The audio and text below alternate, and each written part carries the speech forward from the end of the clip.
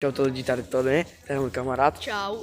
A teďka ukážeme, co děláme, když jsme v předškolu a čekáme.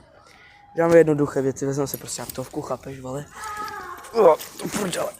No, vezmeme si aktovku, jo, kamo, a tady máme takový menší plácek, jo. Menší plácek, tady třeba zahráme na babu. A takové jako věci. A nebo tam se jako schováváme za těma stromama takhle, protože tam je fotbalové hřiště.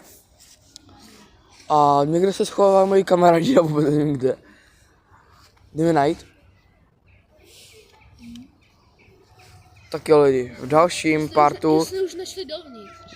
partu je půjdeme najít. Takže to bude hustý. Tam jsou. Jo kluci, tam jsou, našli jsme je.